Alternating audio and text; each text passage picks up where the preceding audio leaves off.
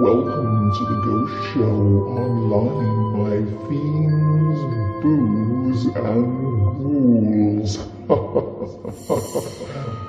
Your hosts, Seika Groves, Rachel Benter, and Ian Russell will discuss all things paranormal. Prepare to be afraid.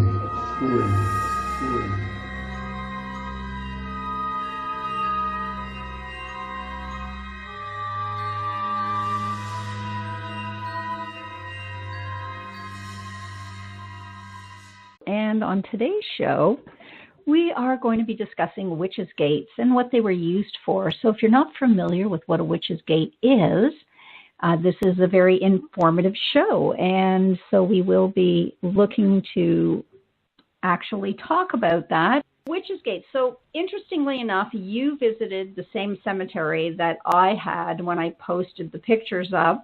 And so you went for a visit. And we're going to talk about witches' gates. They're all over the world. They're not just here. They are truly pretty much everywhere. And I find that really interesting. But I also want to talk about the one that we know of that is fairly local to us. I mean, for me, it was about an hour and a half drive, which isn't terrible. And we took a drive out to check it out. And I know that you and Trudy went out and checked it out too. So what was your sort of, is that the first time you've ever seen a witch's gate? That's correct. Yep. I've never seen one before until 2 weeks ago. Yeah. So describe what it is for our listeners so that they know. I mean, I'm familiar with them, but just your impression of what the witch's gate was. Well, it was bizarre actually because this cemetery, it's all fenced off around the perimeter, and the only access into the grounds itself is to go through this gate. And it's basically an iron carousel gateway that turnstile, is not very large. Turnstile, that's the word I'm looking for. Mm-hmm. And if you weigh 400 pounds, you're not getting through this gate. I think if you weigh about 180 pounds, you're not getting through that gate. Well, I'm about 145, and I had a little bit of trouble trying to get through. Yeah, I mean, I managed to breeze through. I didn't even move the gate. I just literally went between the turnstile and the actual... Oh, you managed to squeeze right through it then? Yeah, I just went right through. Yeah. Now, when Ed went through, he had his camera on the front of him and that. So he's bigger. I mean, he's not big, but, he's bigger than I am. And he kind of, he was sort of like, oh, this is a bit tight, right? Because he couldn't turn sideways with his camera because it is very tiny. But again, that witch's gate was constructed in the early part of the 1800s, right? I mean, we're talking sort of the first half of the 1800s where indeed people were definitely smaller. And if you think about it, that gate would have even allowed ladies in some form of bustle to move through that turnstile. It's an interesting little cemetery. I mean, obviously when it was first put in, it was completely surrounded by an iron fence as well, which today it is not. Yeah, no, the fence they had today, that's there today, it's just a wire fence.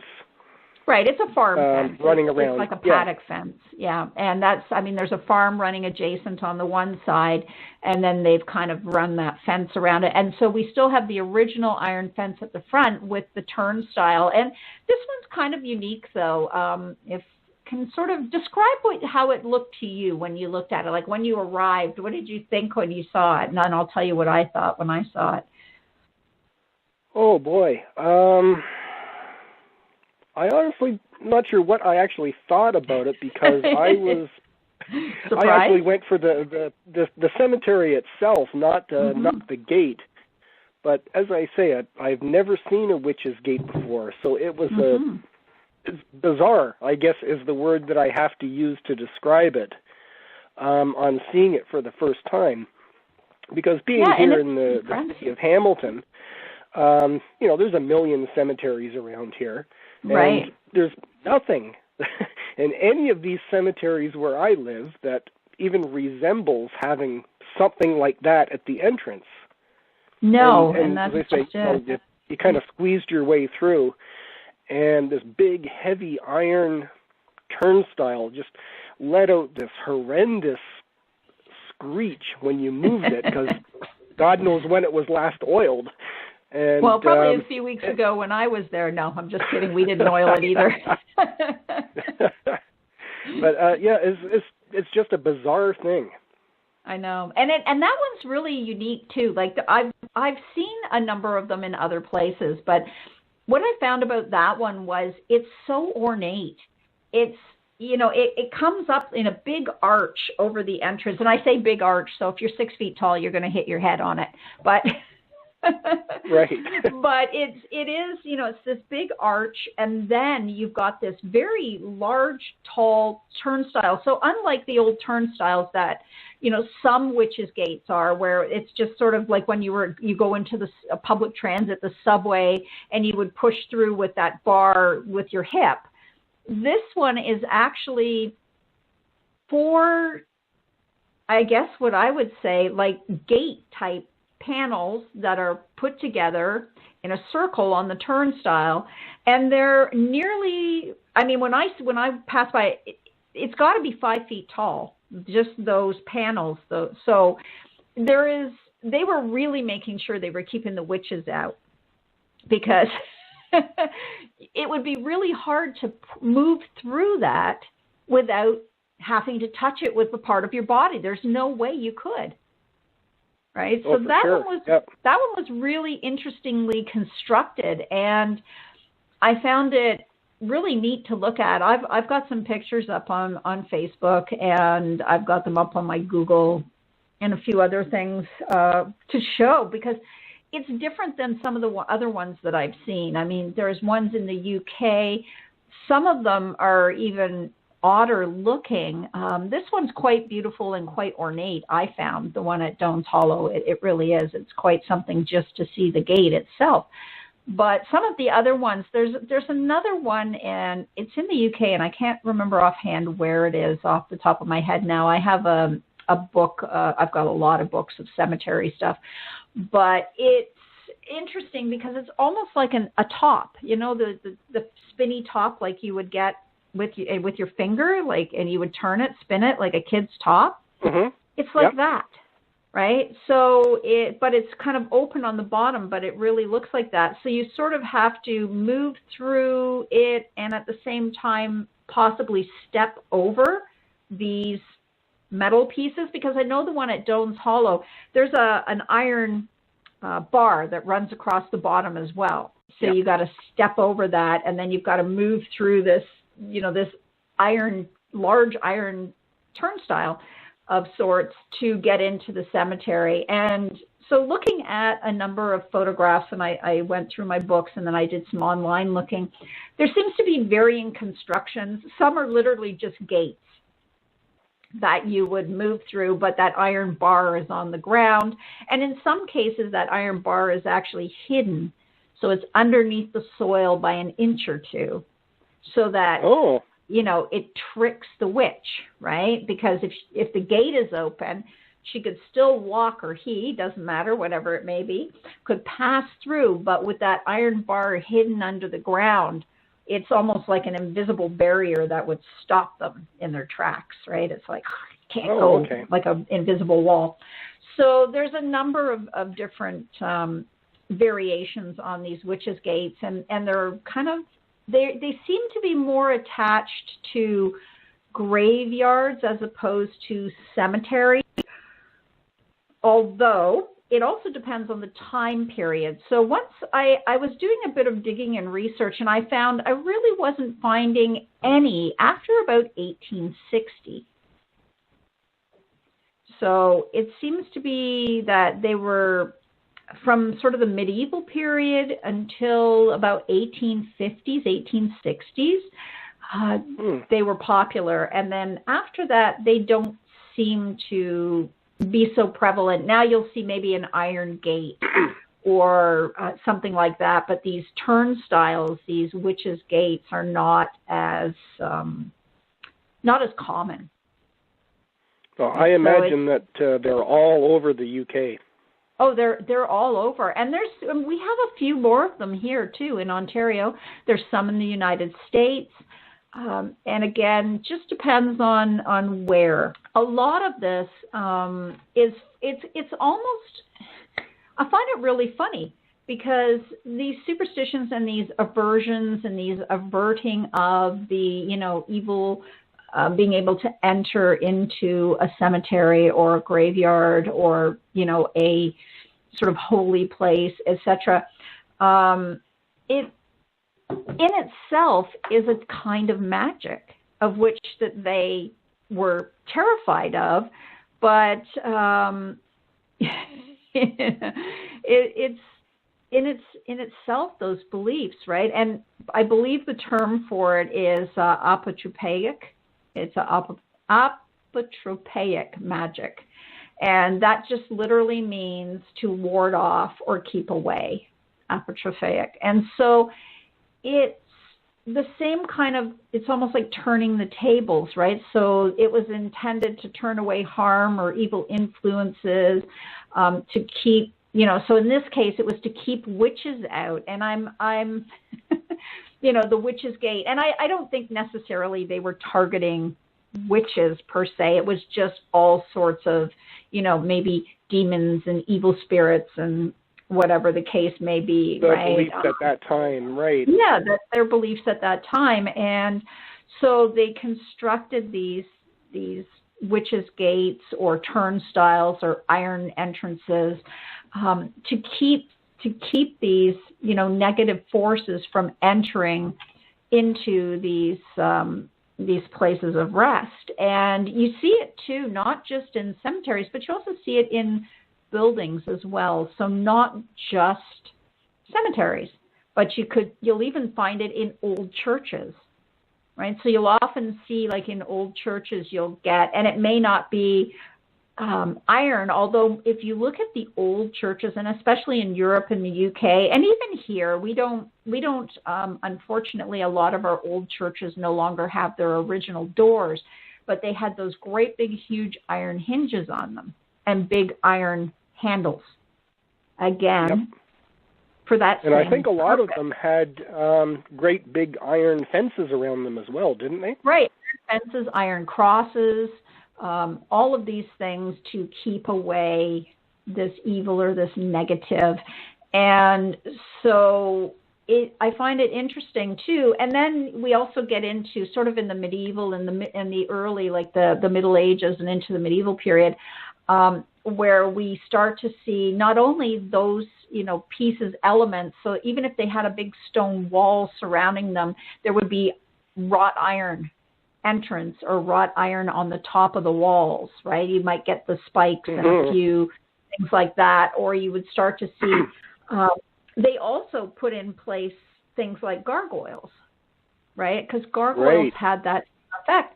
And interestingly enough, gargoyles were ugly, so they were supposed to frighten away the evil and the demons because they were supposedly uglier than the evil spirits and the demons that were, personified.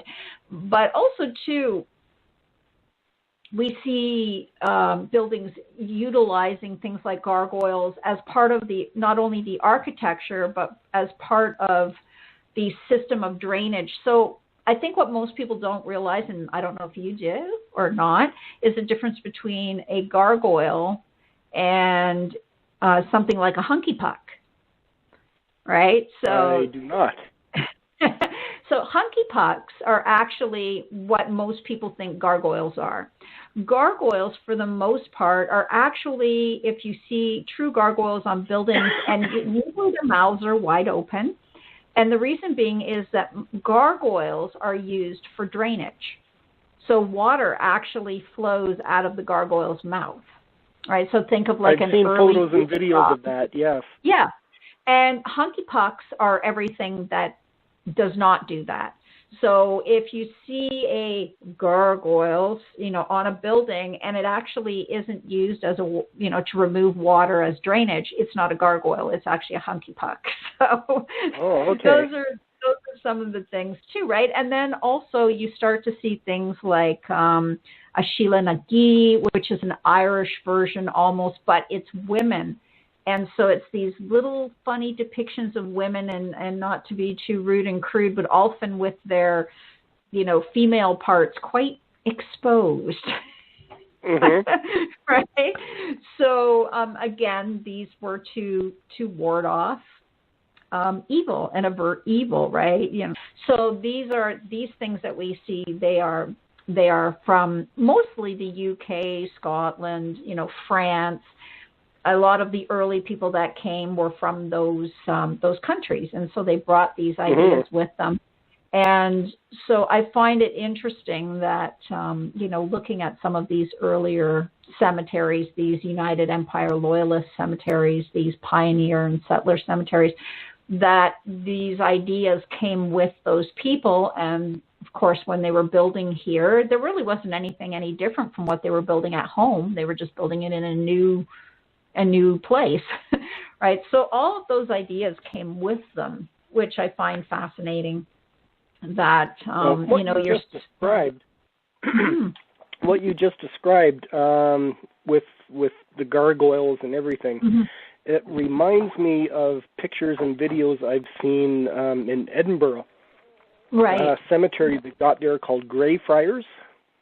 Yes, Greyfriars Cemetery, in Edinburgh. Yeah, they have a huge iron gate at the entrance, and I'd swear that every stone they've got in there has got some kind of gargoyle figure engraved onto it. I've never seen anything like it. I just find it interesting that this iron has a sort of magical property to it in terms of keeping the negative things out, but yet somehow these religious folks were okay with that magic. Yeah. Right? So, you sort of think about those things. It's kind of funny that back then they sure did have some strange beliefs. Not to knock anybody's religious systems, but the beliefs were just so strange is not the right word. It's different. Different. They had such different beliefs. Yeah. They did. And, I know that, so many things tie in with these, because if they couldn't get their hands on the iron, the cold iron, I mean, this is why glass witch balls were created, right? So you had like a witch ball, and we see them today. Often people like to put them out in their garden because they look real pretty, these reflective giant glass balls. They don't really understand their purpose, but in medieval times, those were hung in windows and to keep witches from entering. When I think of witches, just say the name witch, the first thing that comes to my mind is Salem. Okay, right. And I know you've been there. And yes. How much I've never been there. That's on my list of places to go to one of these days. Right. How much of what we've been talking about exists there? Because to me, Salem is like witch capital. Okay, so and here we'll talk about they got that, the witch gates and the iron and all that stuff there. Yes, and they do. There's a lot of iron in Salem, but the interesting thing about Salem is, and I happen to have a relative. Of course I do, who was one of the very first people accused of witchcraft in Salem, Sarah Good. She was related, on my grandmother, my maternal grandmother's side. I had no idea. I actually only found this out about 4 or 5 months ago. I was like, seriously? Okay. So related to my maternal grandmother, she came over in... I don't know, it was 1602 or some such thing from the UK. And she ended up anyways being one of the original accused. Now, the difference between Salem is, what people don't know is There's Salem Village and Salem Town. At least there was in those days. So Salem Village and Salem Town, close enough together, but they're quite different in their thinking, in terms of their early religious thinkings. One was far more extreme than the other. So what we see today is in Salem is mostly, and I'm going to say this, it's mostly thanks to Laurie Cabot. And Laurie Cabot is, she's a really lovely woman. I've met her many times, and the first time I met her, I was maybe 13 or 14. And my mom had a friend who lived in Peabody, and so we used to spend a lot of time down there and summers down there. And so when I met Laurie, I wasn't, I was just a kid. I wasn't really into witchcraft or any of those kinds of things, but I was certainly intrigued. But she really has made Salem what it is today. The whole Salem that we know it today really didn't exist in terms of what it was or how people talked about it. So while it has that history of, the witch trials and all of those things, it didn't really become a big touristy place until Laurie made it that way. She really did. She went there and she set up there, and she's really been sort of a propellant over the many years, propelling forward the idea of getting rid of the concept of witches being ugly old hags with warts on their noses and, those kinds of things, right? Because they're not. And, even modern day witches, but we often see even in Hollywood, they love to depict somebody going out into the woods looking for the county's witch, and she lives in some old pig bramble sty, and she's some old dirty woman with dead rabbits hanging for and it's for the most part you're getting and that's really what she wanted to dispel, was that that's not what it's about, right? And again, that comes from the religious beliefs of them being evil and out to hurt people. And so, Salem now is very different from obviously what Salem was in in the 17th century. But certainly then there were quite a lot of things that those people were, they were highly superstitious, and there's a lot at play there. So when we see the depictions of the stories, even going back to the Salem witch trials, and let's say Sarah Good, who would be, she's, I don't know, like maybe 18th great grandmother kind of thing on my grandmother's side. For me, going back, her story, they often depict her as this old woman. And they always say, oh, this old woman, and she's this old woman. And she was only 38 years old when she was taken and put into prison. And she had a 4-year-old daughter who was put in there with her, and she was pregnant with another child. So she wasn't an old woman, an old hag woman with white hair and she was at that time, 38. Black hat. Yeah. Yeah, at that time, 38, you're getting up there. But she, again, she had a 4-year-old daughter and pregnant with another child. And this was all done on the basis of these young girls who were literally at the time, there's 2 stories to this. One was that they were eating bread that had zygote in it, which was causing people to actually have mental episodes, right? It's this bread in the rye. The rye was actually infected, and so it caused these hallucinogenic, moments of mental thoughts, and also, and of course, people put that down to witchcraft. Witchcraft, of course, and then also you've got young girls who are, wanting to, like all young girls do, be noticed, right? They want to be something, because let's face it, being part of that religious background then was very, very conformist for women. You had no rights. You had, you were property of your husband.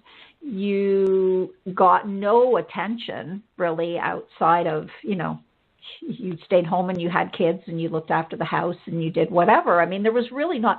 So these young girls, we're talking, between the ages of 9 and 14 or 15, were obviously seeking attention, right? And I mean, so the story, so there's so many kind of, it's like, what do you believe? I don't know. I think it's kind of a combination of both for me.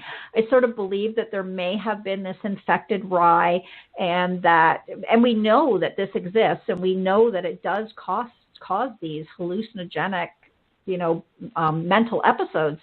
And so there may have been some of that, and some just attention seeking from young girls who wanted to be noticed and wanted to, stand out.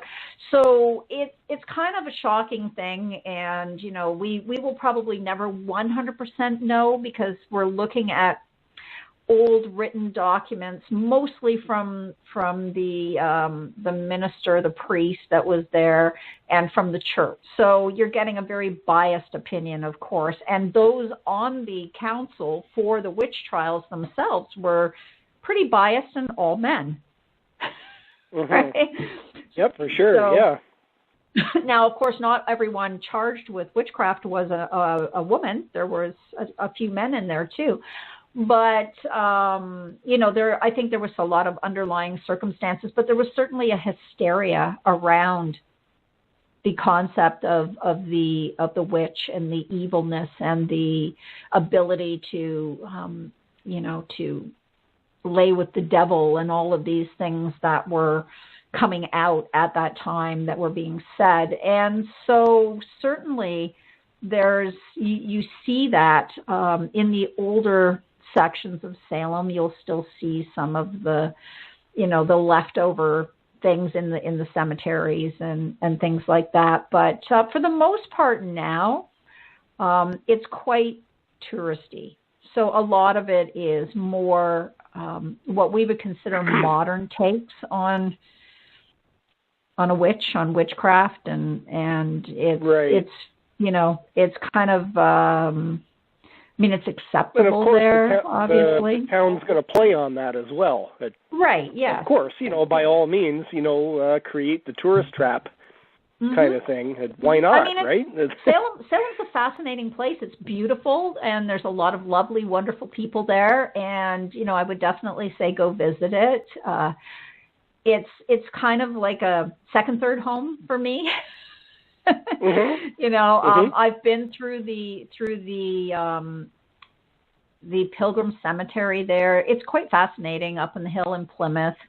And that's one place that if you do go, make sure you drive down to Plymouth and go to the old cemetery. There's some very, very old stones in there. And some people's names that are still prevalent in the community today, but, families that go back a long way. But I think in terms of Salem, it was much the same as many of those situations at those times, right? That people were a little bit ignorant to a lot of things. There was no real education for anybody, so they were educated by the church. And so it was a very biased, one-sided education. And for the most part, having, the freedom to think and the freedom to be really didn't happen. It was very much a closed community. And you think about that, because most of these communities, before they became large cities, were very small places.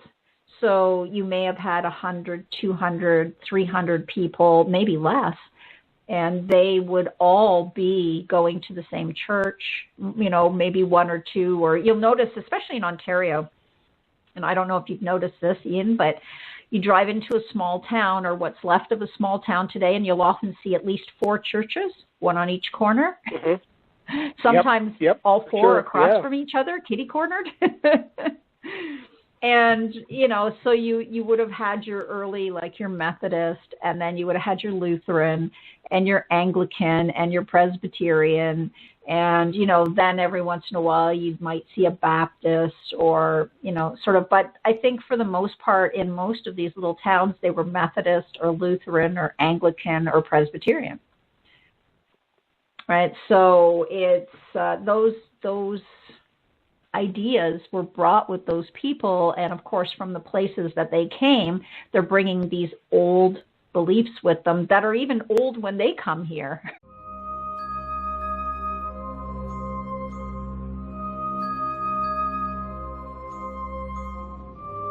Thank you for watching The Ghost Show Online.